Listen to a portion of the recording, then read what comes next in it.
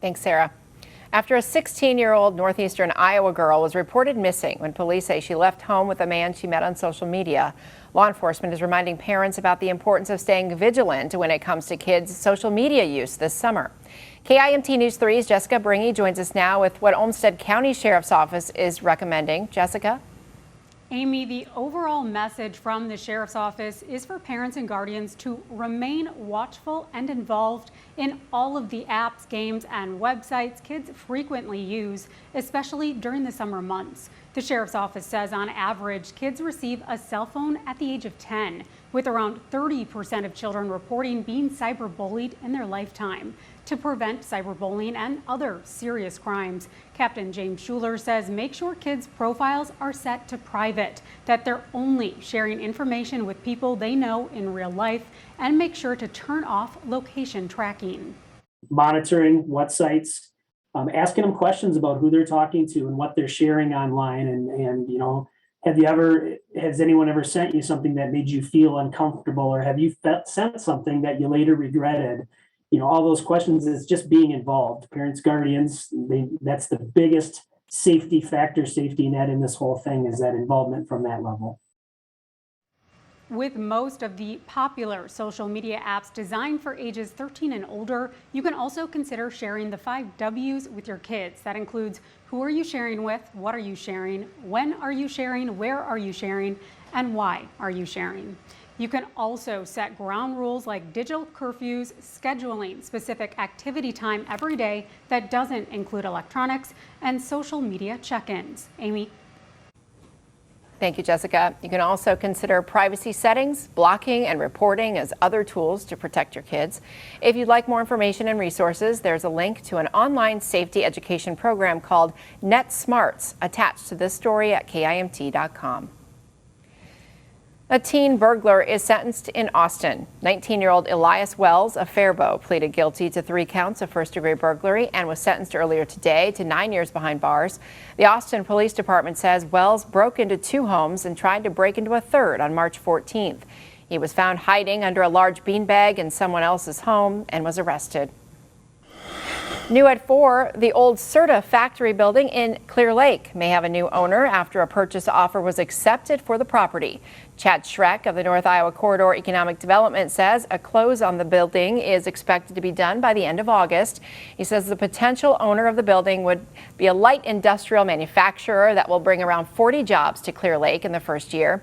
Erta Simmons Bedding announced in April that it would be closing its Clear Lake facility. A memorial is formed for a Twin Cities teen who died in a fireworks accident over the weekend. Police say Jack Coker died after handling a firework that is not legal in Minnesota. Aaron Hazanzadeh spoke with his friends and coach about how they will remember the young man who always wore number 9. Jack actually gave me that hockey stick. John Langerman and Jack Coker go way back. I got some flowers for him, and I've known Jack since I was in kindergarten. Just weeks after graduating from Totino Grace together, he's here to say goodbye. He was just an amazing guy. So yeah. Good friend. You're gonna miss him. Tremendously. Yeah. Police say Jack was here at this park with a friend just after midnight on July 4th, using a firework unsafely when it went off in his hand. His friend called 911 and tried to save him, but couldn't. I was just kind of praying for about an hour and a half that it wasn't my guy. But it was their teammate Jack they'd never see again, and they'll never forget him either. Jack was probably the most carefree guy of all time. He was a very popular kid. Everybody knew him. Everybody loved him. Just a kind young man with a real soft smile and a real warm heart. Jack's baseball coach tells us he was UMD bound. You graduate, you cross the finish line, and then the whiteboard's clean again. And you kind of start the next adventure. The next adventure cut short, but a legacy that will live on with his friends forever. Don't take anything for granted, because you never know what day's your last out here. So it's definitely an eye-opener. Definitely an eye-opener. Puts things into perspective. Authorities are saying they're also looking at alcohol as a possible factor in the accident. They say it is a tragic reminder to leave fireworks to the professionals. Coming up, today's the day to make these pets part of your family. We'll give you all the details on how you can bring them home. And later, a southeastern Minnesota clinic celebrates its 1-year anniversary. What Mercy One is saying about the facility's success since it opened. KIMT News 3, first at 4. Your local news with KIMT News 3's Amy Fleming. Tracking storms with Storm Team 3 meteorologist Sarah Knox. This is KIMT News 3. More local news that is happening right now. We are coverage you can count on.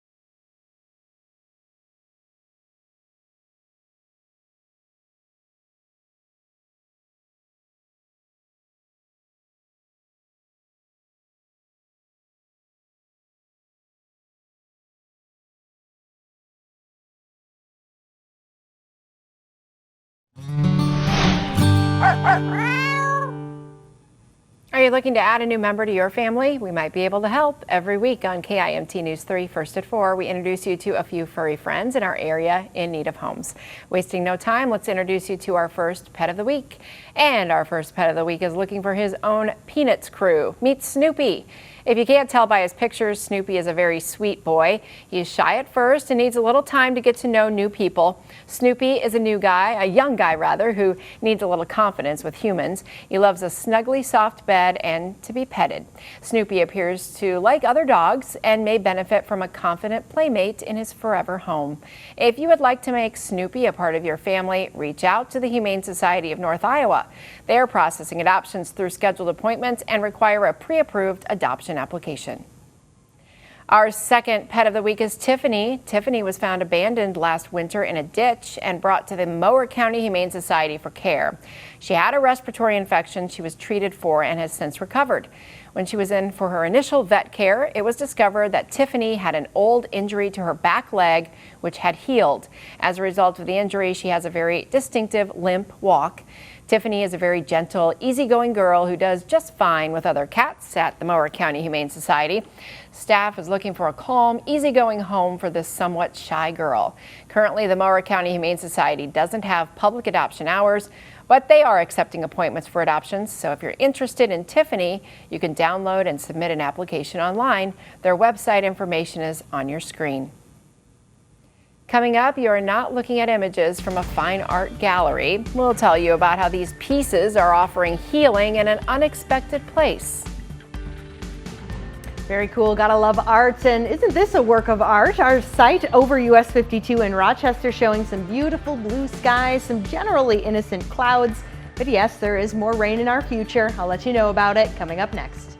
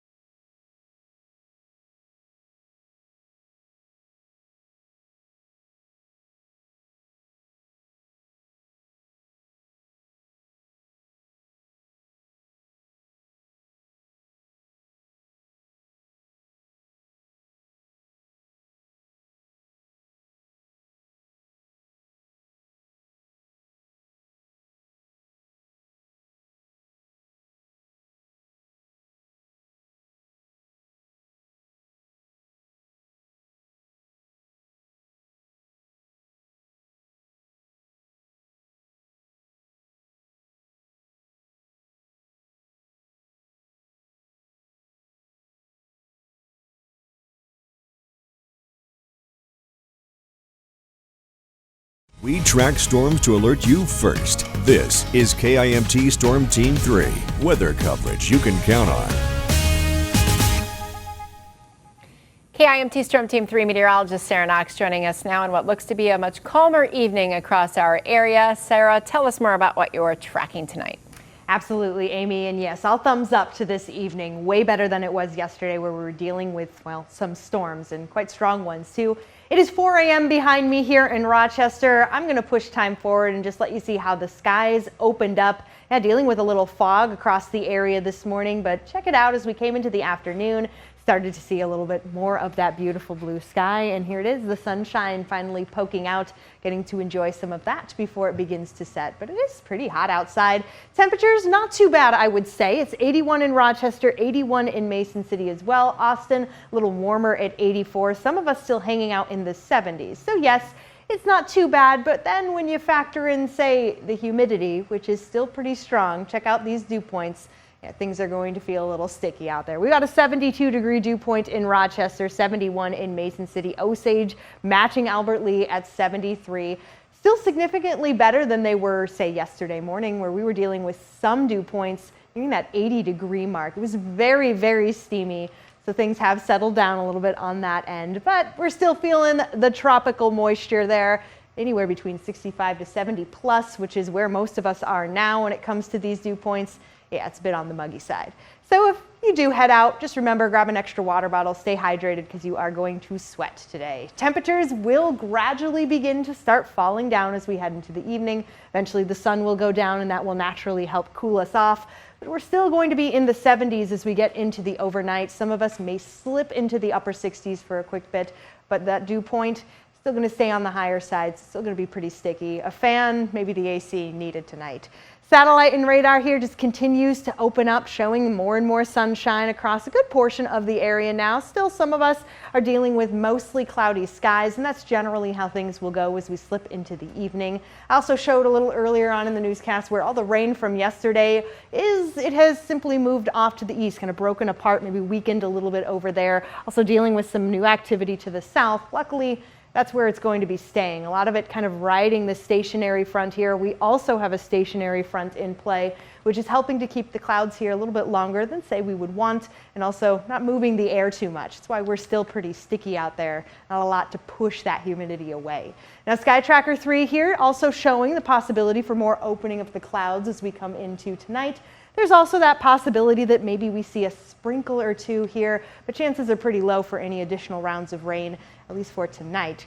Let's fast forward into our Thursday now. Here we are, 8 a.m., getting to enjoy a mixture of sun and clouds across the area, probably more on the mostly cloudy side here as we come into the afternoon. But let's go further into the afternoon, more so to the early evening. You can start to see some activity developing to the north, maybe a little to the south. Our chances are not terribly high, but we still see that chance that a storm could pop up coming into the evening hours of our Thursday. So we got our eyes on it. Luckily, the chances for any severity quite low. Let's fast forward even more now into the weekend. This is just the severe weather potential. Just wanted to show how close on Sunday we could see some severe weather pop again. We of course have our eyes on it, and here on the 7-day forecast where the weekend is always in view, the chances not necessarily the highest as of right now. Monday we see higher chance for a few more storms to return. Otherwise though, before that, Friday, Saturday, looking pretty good. Amy. Thank you, Sarah. All new at 4, a body recovered Tuesday from the Mississippi River has been identified. The Buffalo County Sheriff's Office says people fishing on an island found a 61-year-old woman's body in the water around 4 yesterday afternoon. The Winona County Sheriff's Office and Winona Dive Rescue assisted with the response and investigation. The Buffalo County Sheriff's Office says the body has been identified, but the name is being withheld pending family notification.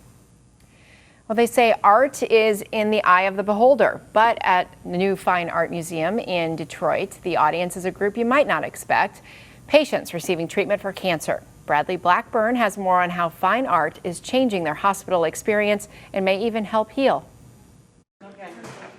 If you just focus on the walls or what's hanging from the ceiling, you might not realize this art is in the middle of a hospital.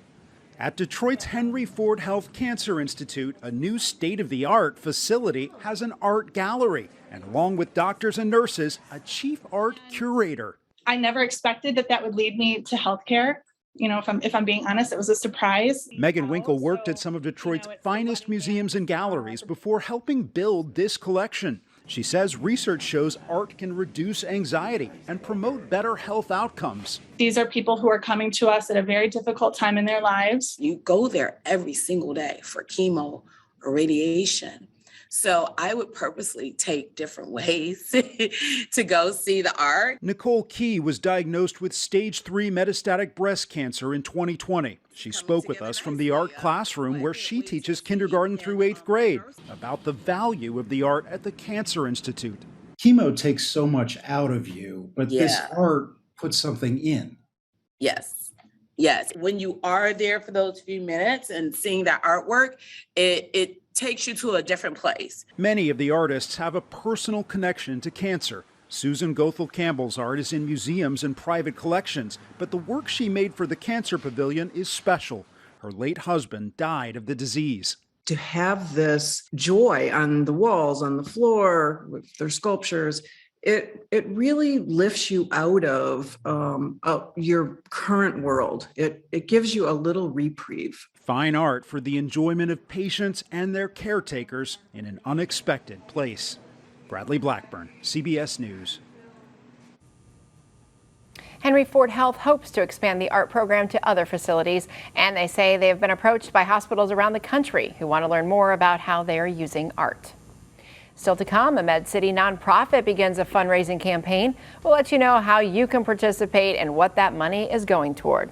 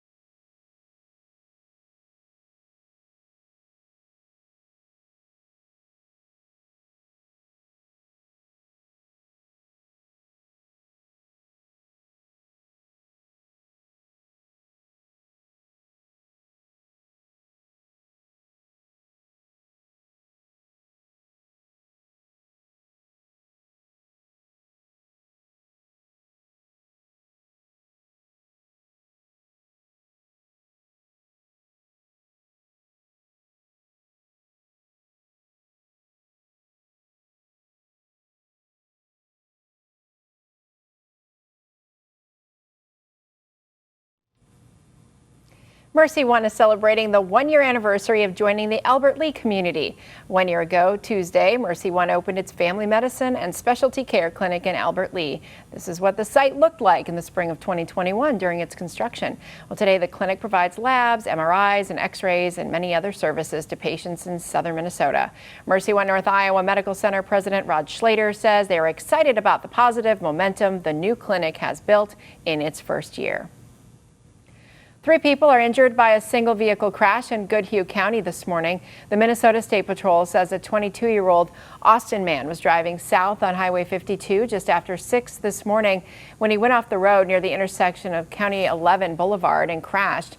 The driver and 2 passengers, a 19-year-old and 18-year-old, both of Rochester, all suffered non-life-threatening injuries and were taken to St. Mary's Hospital for treatment. The State Patrol says none of the 3 were wearing a seatbelt and alcohol was involved in the crash. We've got some sunshine poking through the clouds as we speak, but it wasn't the same case yesterday. We saw quite a bit of rain. I've got those numbers for you coming up right after this.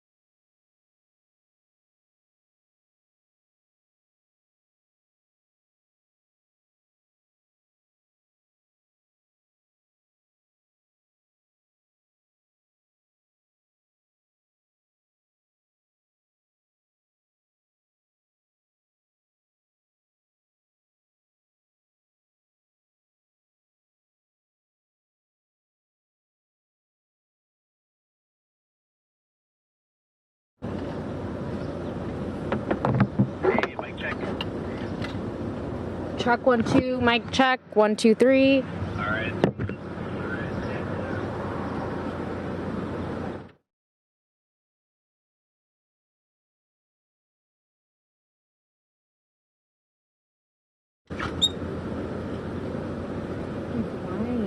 Sam, when I cue you, could you like delay yourself from like talking out just so when they take your audio, we don't hear me cueing you on air?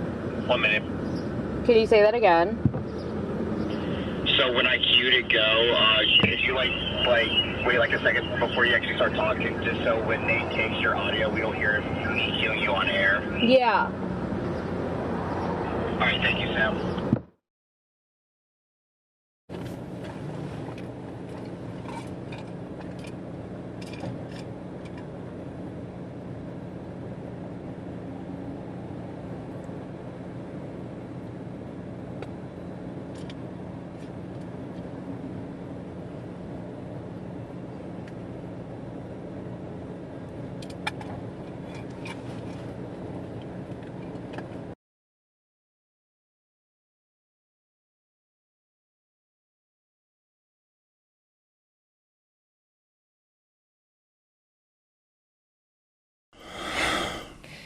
Time now for a weather update. A humid, cloudy day. Let's check in with Storm Team 3 meteorologist Sarah Knox for more on what you are tracking today. Yeah, a very summer-like day. Didn't see as much of the sunshine as we wanted to, Amy. But yeah, you hit it on the nose. Humid day out there still.